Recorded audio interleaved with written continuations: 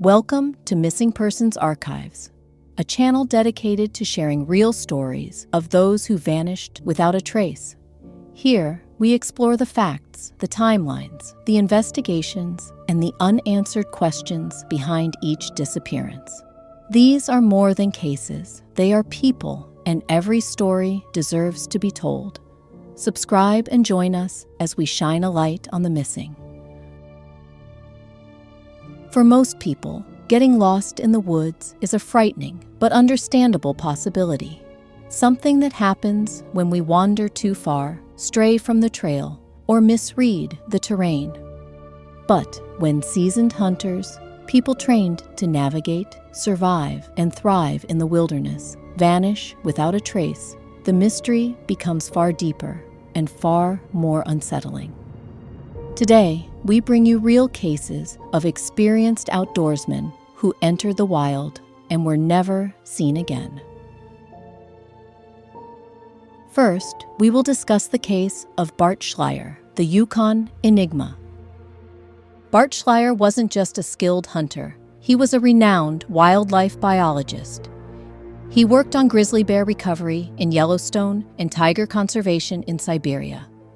He knew the wild better than most people know their own homes, and in September of 2004, Bart set out alone into the remote Yukon Territory, planning a 2-week moose hunt at Reid Lakes.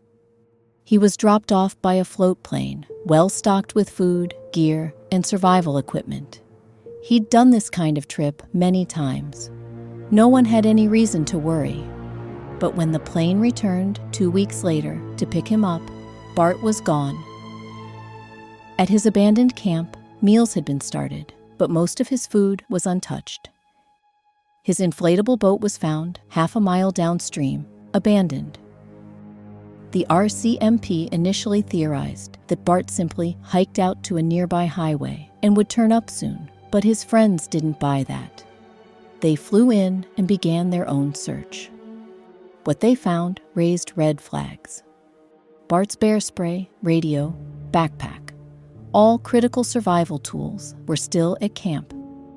Downriver, they found a makeshift hunting seat, and beside it, a bloodied face mask with strands of bloody hair. When the RCMP returned, they found bones, torn clothing, and both wolf and bear tracks. The bone fragments were confirmed to be Bart's, but the evidence didn't make sense.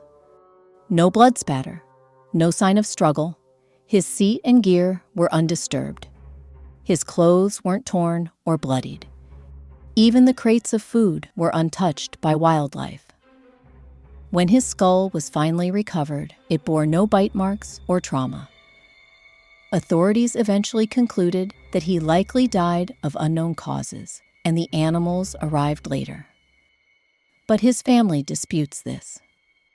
Bart was in perfect health, and the idea of a medical emergency seemed far-fetched. To this day, no one knows how or why Bart Schleyer died, only that the forest took him.